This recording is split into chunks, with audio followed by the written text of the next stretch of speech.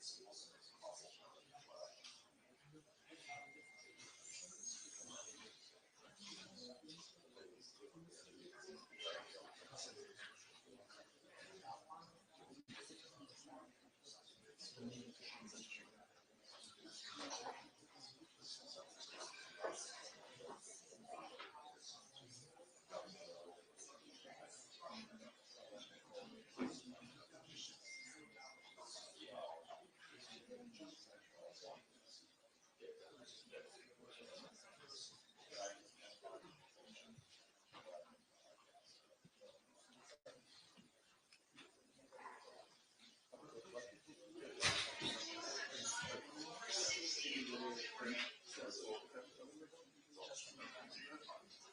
going to need this space open.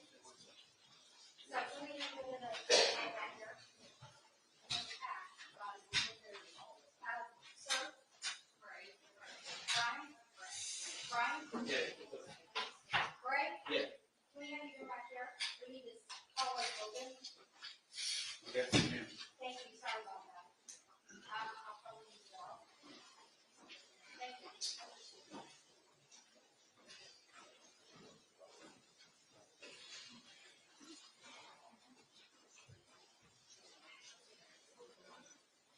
So I'm going to have to have you out. I need to close that. Sorry about that. I need the space open. This space open. The fire hazard. All right, thanks.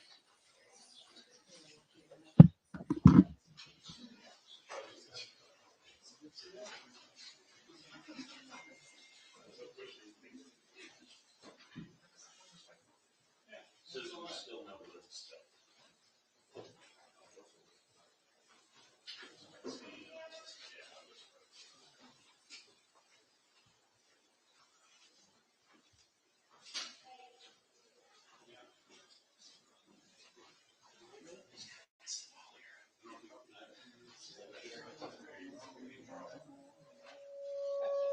Yeah, that's it. Burn on the line of the sand now.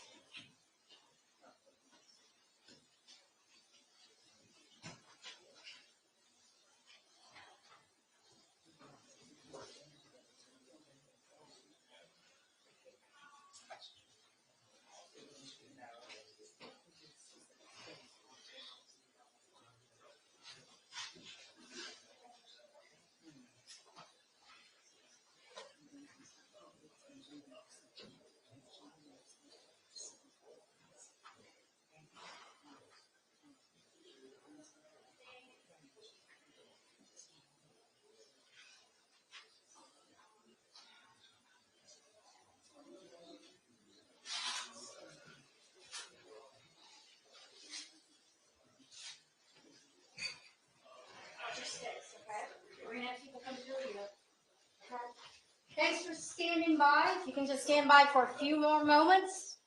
All the players are here, just so your patience is greatly appreciated. Susan, did you hear that? Got it? Thank you. Thank you.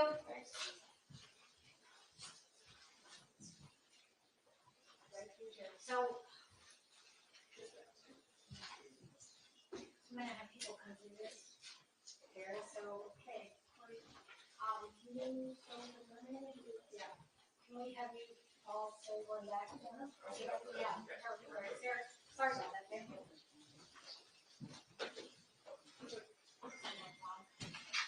Because people may be walking right behind you. Okay. You get that? People may be walking right behind you.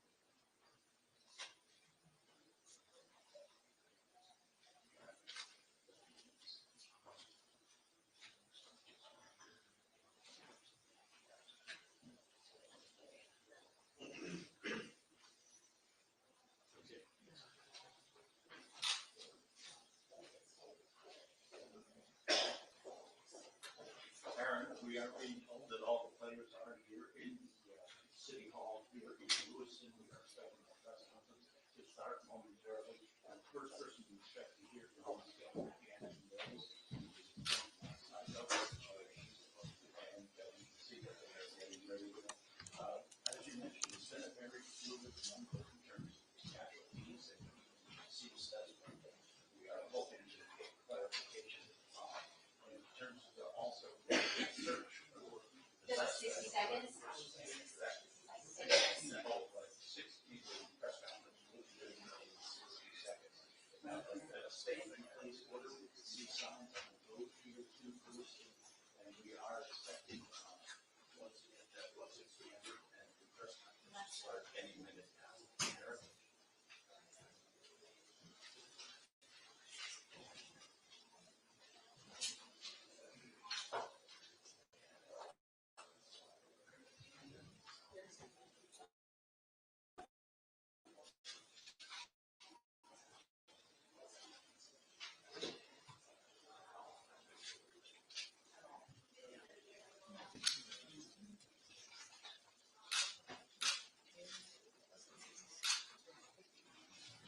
No, we didn't, Aaron, as you mentioned, the public safety commissioner declined to say how many people have been killed, referring to it as a very fluid situation, and that's certainly been the case all morning.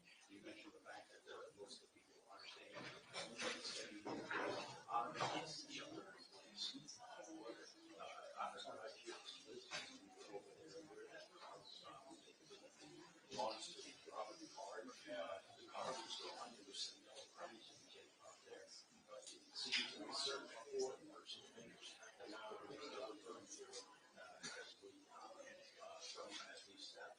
One thing I should mention too is the out-of-state agencies that are assisting Maine police in their search for this person of interest. We did notice several in the state police vehicles that came down the road there, so they are very active in the search.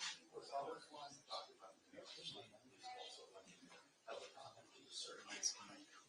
John, Catherine, that situation, and again,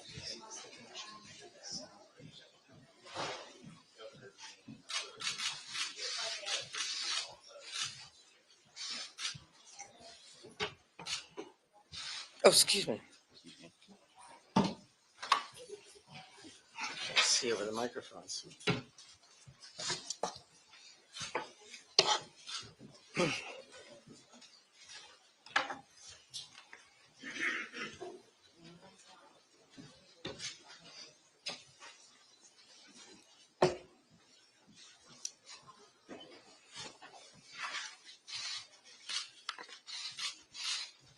We all in?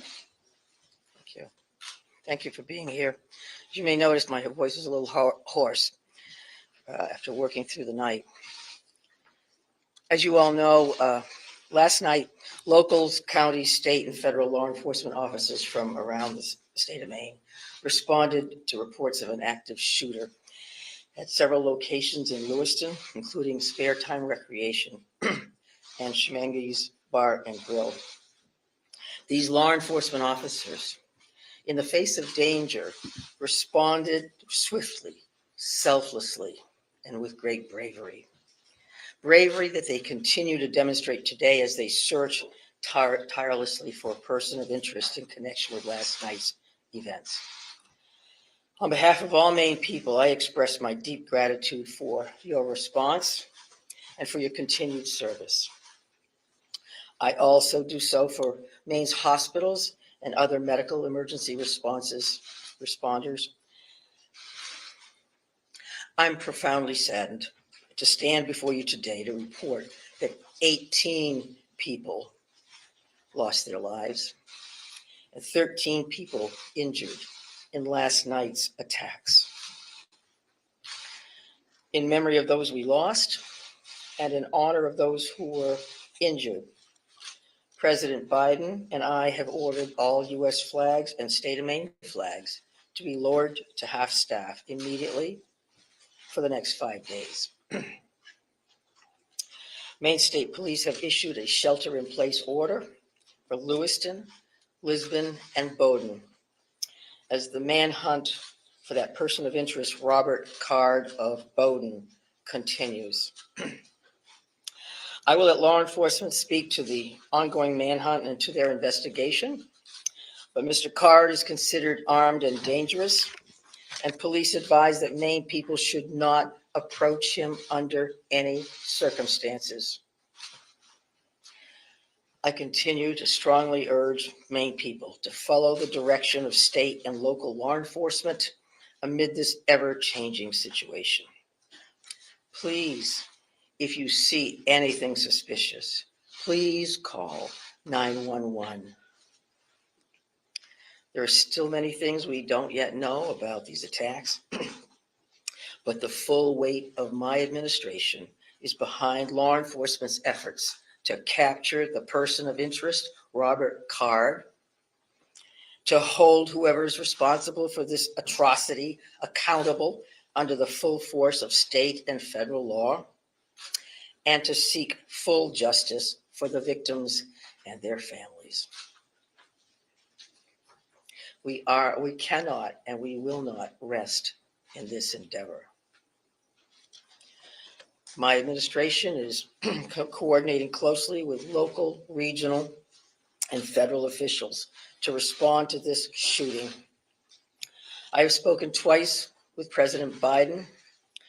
I've spoken with Vice President Harris, Secretary of Homeland Security Mayorkas, and Secretary of Health and Human Services Becerra, all of whom have called me last night to express the Biden administration's full and unwavering support and to offer any and all help that we, the people of Maine, might require.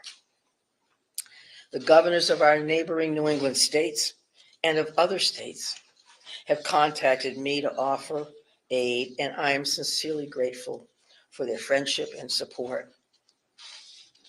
We've been in touch with every member of the Maine congressional delegation, all of whom have offered their full support, for which I am also grateful. I also spoke with Mayor Carl Chalene and Auburn Mayor, Jason Levesque last night to reiterate that we are standing by them and that we are ready to provide any help people in these communities need and to deploy all available state resources, including grief counselors and other mental health services. We need to help our communities heal. If you or a person you love needs someone to talk to during this difficult time, please call or text 988 for free and confidential counseling. 988. Look, Lewiston is a special place. It's a close-knit community with a long history of hard work, of persistence, of faith, of opening its big heart to people everywhere. Lewiston is where I worked for years. It's where I met and married my husband and where our girls went to school. I love this place just as I love our whole state with my entire heart. I'm so deeply saddened, as is every one of the 1.3 million people of this beautiful state. This city did not deserve this terrible assault on its citizens, on its peace of mind, on its sense of security. No city does, no state, no people. No words can truly or fully measure the grief of Maine people today. Our small state of just 1.3 million people has long been known as one of the safest states in the nation. This attack strikes at the very heart of who we are and the values we hold dear for this precious place we call home. All Maine people are sharing in the sorrow of the families who lost loved ones last night. Loved ones, normal people who were killed or injured while unwinding from a day of work or while spending time with their family and friends, socializing. So on behalf of the 1.3 million people of the whole state of Maine, I hold these families and this city in my heart today. I know that the people of Lewiston are enduring immeasurable pain. I wish I could take that pain off your hearts, off your shoulders, but I promise you this, we will all help you carry that grief. I ask Maine people to join me in offering our comfort to the families and friends who have lost someone, and in offering our prayers for swift recovery for those who are healing in Maine's hospitals today. This is a dark day for Maine. I know it's hard for us to think about healing when our hearts are broken. But I want every person in Maine to know that we will heal together. We are strong. We are resilient. We are a very caring people. In the days and weeks ahead, we will need to lean on those qualities more than ever before. As we move forward, struggling as we may, let us wrap our arms around one another, offer comfort and solace and love. I know the Maine State Police will continue to release information to the public as we confirm it, and information about any steps that the public might take to support the people of Lewiston at this time. May God bless the people of Lewiston and bless the memories of those we have lost. Thank you. I'm going to turn it over to Commissioner Sasha. Thank you very much, Governor. We certainly appreciate your support. The city of Lewiston does, the state of Maine, and certainly our first responders. We feel that love every day, and thank you very much for that. I would also say that we want to say thank you to really a large number of other elected officials across our state, whether that's the federal delegation, local elected officials, and many others that are part of organizations or law enforcement agencies that truly wanted to join us today at this particular press event and wanted to speak on behalf of their communities. And as the governor had mentioned, and everybody else will reiterate, our reality for today is that this suspect is still at large. And we want to provide community support for the victims, for the families, and the communities across the state. But we also have an incredibly strong laser-like focus on bringing this suspect into custody and ultimately to justice. So because of that mission for this particular event and today's activities, we're keeping the list of speakers and the agenda pretty tight. And that will include next up at the podium would be Chief Dave St. Pierre from the city of Lewiston. And some other members of his command staff are present. What I will say to the city of Lewiston, and you know this because you feel it every day, but you're lucky to have a chief like Chief St. Pierre and his entire law enforcement agency. From every level, those officers put their heart and their soul on the line on behalf of their community last night and into today. And they're doing it for the right reasons. They do it because they care. So the city of Lewiston and truly our co-responder family across the state of Maine is lucky to have Dave and his team in the mix with us. And we're also going to hear from Colonel William Ross from the Maine State Police. And Bill will highlight some of the timeline things that you're probably concerned about and certainly interested in from a story perspective. So the Colonel will come up and speak to that. And we'll also have Jody Cohen. And Jody is the special agent in charge for the FBI out of the Boston field office. And Jody will highlight some of those federal partnerships and some of the things that our federal partners are bringing to the table, bringing to bear to help us with this investigation. We also have a bunch of people here. Once you start naming people, you're going to have a problem because you're going to forget somebody or screw something up. But I would also tell you that a couple of our other federal partners are here. Kevin Neal, he was the U.S. Marshal for the District of Maine. We also have James Ferguson, and Jim is the special agent in charge from the ATF for the Boston Field Division. They are heavily invested with staff along with the FBI, and we can't thank them enough for all that they're doing on behalf of our state. I would also tell you that we are going to close with a brief Q&A, and we're going to try to get some of those questions out there. We appreciate your time, your patience, your professionalism, your partnership at getting this information out. I would think that those questions are going to be brief because, again, we do have a suspect at large And while you can help us with that, we also need to get back to our teams to push forward on that. So with that in mind, I will be back up to the podium to kind of steer that a little bit. But for starters, I would like Chief St. Pierre to join us. Thank you. Thank you, Director Sawchuk, and welcome media partners, and thank you, Governor Mills, for those kind words. I'm going to keep this short. What I would like the very most is to express our deepest sympathies to the families and friends of the victims of this heinous crime. This is truly a tragedy that goes beyond comprehension. I'm confident in our community that our community has and will continue to come together throughout this endeavor to bring this to a successful conclusion. Although difficult, I do ask the public to continue to be mindful of their own personal safety and also that they be patient with the process as much as possible. There is extensive work and attention to detail that goes into such a large-scale investigation. I'm confident in the expertise and professionalism of our investigators and all law enforcement officials that are currently involved. This is an all hands-on-deck approach. We have a great deal of collaboration and resources that have been made available to us. There are far too many to name individually, but I think Director Sawchuk named quite a few appropriately.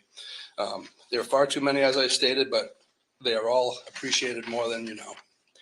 I want to thank all of our brave men and women of the Lewiston Police Department, Fire Department staff, medical personnel, first responders of any kind that came from far and wide and have come together and continue to work tirelessly in bringing the situation to an end. We hope to locate and hold the person accountable. I think you'll hear next from the state police, who is taking the lead in this investigation. Although that we are working hand in hand with them, I think Colonel Ross will be able to fill you in on a little bit more.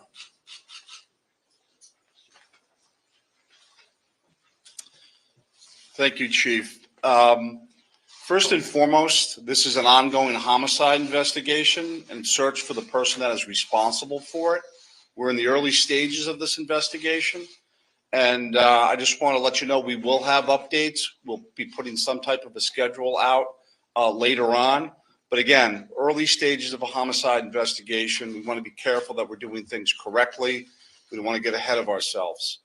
I'm going to give you a bit of a timeline here to kind of fill in some of the blanks and give you some of the facts as we know them right now. A lot of this information will then be transferred to the Attorney General's office, as they will be the lead prosecutor, again, in any homicide investigation.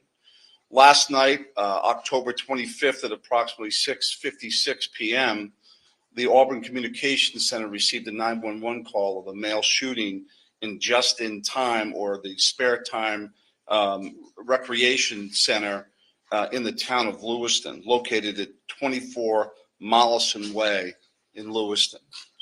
Shortly after that, at about 7:08 p.m., the Communications Center received multiple 911 calls about an active shooter inside of a Schmenge's Billiards at 553 Lincoln Street in the town of Lewiston. A large law enforcement response from multiple surrounding agencies assisted the Lewiston Police Department in trying to identify who this individual was and what was happening. As you can imagine, this was a very fast-paced, fast-moving, very fluid scene, very dangerous scene that these guys and girls were going into. 18 people are now deceased at this time. The victims at the Just in Time establishment, 7 people are deceased there, 1 female and 6 males, all from an apparent gunshot wound. Victims at the Schmenge's Billiards, 8 are deceased. 7 males inside the establishment, 1 male outside of the establishment. Again, also apparent gunshot wounds. Multiple people were transferred to area hospitals, Central Maine Medical Center, St. Mary's, and Maine Medical Center. 3 people that were transferred to those hospitals are deceased, for a total of 18 people deceased at this time. The investigation into the person responsible for this identified a vehicle located at the Przebscott boat landing in Lisbon. That person, through the registration of that vehicle, was identified, it's been stated earlier, as a Robert Card, born in 1983. Several of the deceased have been identified, and their families, next of kin, have been notified. Approximately 8 people at this point have been identified. 10 people, 10 of these victims still need to be identified at this time. Currently, there is an arrest warrant for 8 counts of murder for Mr. Card. And the reason it's 8 counts because 10 people have not yet been identified. As those people are identified, the counts will probably go to the total of 18. He should be considered armed and dangerous. Based on our investigation, we believe this is someone that should not be approached. This is someone that should be, if you come into any contact with this individual or someone that you think looks like this individual, you were to call 911, and I'll provide some tip line numbers at the conclusion of my briefing. Lewiston Police Department, federal, state, county, and other local municipalities are involved in a coordinated search at this moment for this individual. So there's the ongoing investigation and there's a search to apprehend this person. Both happen simultaneously. I can't stress this enough. This is an ongoing investigation in the early stages. More information will come out in conjunction with the Attorney General's office as the lead prosecutor. We can't share all of our information right now, and I'm sure you understand that. I'm going to give out 2 numbers that go to a tip line. 911 is also appropriate for this, but if anyone can call these 2 numbers, this would go to the state police tip line. Area code 207-213-9526, 207-509-9002. And we'll be sending something out later that has that information in it if you weren't able to grab that now. Again, this is a very fluid situation. We have a lot of resources, as Chief St. Pierre had mentioned earlier, that are on the ground in a coordinated effort to apprehend this individual. We've notified the Department of Education, and they have determined what they're going to do with the schools. A lot of schools, area schools, were shut down today based on our conversation with them. Again, as more information comes in, we'll be providing it to you. Thank you for your time. This is a very difficult time for, I think, the community of Lewiston, difficult time for obviously the victims' families. It's a tough time for law enforcement. It was a rough night last night, but we're committed to bringing whoever's responsible to justice. And again, we are currently looking for Mr. Card right now, someone that we'd like to apprehend. Thank you. Thank you, Colonel. And FBI Special Agent in Charge, Cohen, if you could join me, please.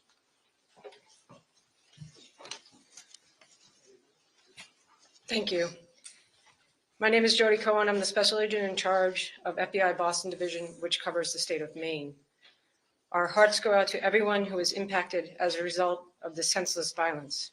The FBI is working hand in hand with our law enforcement partners. Our evidence response team is here processing very extensive scenes. We are providing investigative and tactical support, as well as our victim specialists are working with those affected by this tragedy. As this very active investigations continues to unfold, we're asking the public to stay vigilant and come forward with any information that you might have that you feel is helpful to our investigators. My pledge is that the FBI will carry out this investigative case with rigor. We will work day and night alongside our law enforcement partners to get the answers to the questions this community deserves. We thank the public for your continued cooperation and patience as we continue to work this very active investigation. Thank you.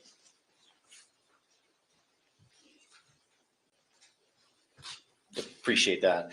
And I would say that the reality here from a resource standpoint is that when we've asked for anything, the answer has been yes, period. tactical teams, evidence response teams, full-blown investigative units, detective units that have come from multiple states, whether it's the commissioners from Vermont and New Hampshire reaching out to me directly, Massachusetts saying, what do you need, Mike? What can we do for the state of Maine? So we are now prepared to try to take a few questions and keep in mind, again, that we may not be able to answer as in-depth as you would like, and we don't plan on taking a great deal of questions. I think follow-up press events will allow for that. Sir? So no one has really talked about the weapon that was used here, the AR stuff, so someone can talk about that. But the other thing here is there are reports that this individual had mental health issues, that he made threats to shoot up the National Guard. So clearly there were some signs here that he was on someone's radar. The question becomes, why was he in possession of this weapon? And certainly, why wasn't he stopped? Yeah, I think those are all valid questions, and certainly questions that we are looking into now, but not questions that we can answer today. Considering that this occurred last night, there's still an active search for the suspect in question. So I appreciate those questions, but not something we're going to be able to answer right now. It is certainly one of those things that we want to follow up on, all aspects of that. Go ahead, right here. Yes.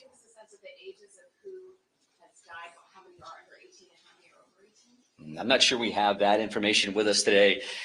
We wanted to break it down by gender because that's something we had readily available. We did not break this down into age ranges at all. So what can you Yes. what can you tell us about the background of the suspect in this case, or I should say the person of interest, because I noticed the language is very clear. You say person of interest, not suspect. So why use that terminology, and what can you tell us about his background? Yeah, I think we used person of interest last night for half of the room that was here for that press event. As the colonel had mentioned, there is now arrest warrants for murder for this particular individual, Mr. Card. So he is viewed as a suspect, and there is a full court press by all of our partners to bring him into custody. What was the second piece of that question? What can you tell us about his background? I wanted to ask a second ago about the idea that he had voiced concerns about his own mental health, but had been committed, according to language in the police bulletin, to a mental health facility for weeks. How could someone that fits that profile still be in possession of semi-automatic weapons? Well, I do think that the statutes around firearms and the possession of those are pretty complex. I know that we will be reviewing that information as we move forward, but that's not an answer that we're prepared to give today, because that leads to motive. You're talking about behavioral health issues and how that impacts this situation. I would expect you'll hear back from us on that in the future. Right here, sir. Yeah, I've got a question about, we've seen helicopters as far north as on, but can you tell us anything about what's leading you, that far north of the scene where you're coming from? Yeah, sure. So we have law enforcement assets that are deployed over a number of communities doing follow-ups on a number of different things. So as you can imagine, there's a great deal of search warrants that we're following up on. We do have partners, that helicopters from the New Hampshire State Police. That copter was here last night to assist us as well. So whether we have tactical elements out or we're searching an area, some of those air assets would be very, very valuable for us. So that's what they're doing. We're not going to speak to what brings us to a specific community one way or the other. Yes, ma'am. Right here. Identifying the unidentified victims. What are people encouraged to do? Is there DNA being, tested for family members who may have missing loved ones? Like, what is that? What's that approach right now? Yeah, so we did have a family a reunification center open last night. We do have behavioral health liaisons that are fully engaged to work with families and work with loved ones and work with victims, for that matter, that may be in the hospital and seeking treatment. So those things are actively occurring. We are dealing with each one of those situations separately. So do we need DNA on that? Are we just waiting to find a loved one? Some kind of family member that we can make a notification. I think that varies across the board. I'm going to take two more questions. I'm going to take two more right here. I think we're always concerned around motive. That you say triggering event, that's a motive for us. Again, that's not something we're prepared to discuss today, but I do appreciate the question. It's clearly something that's important. One additional follow-up from you.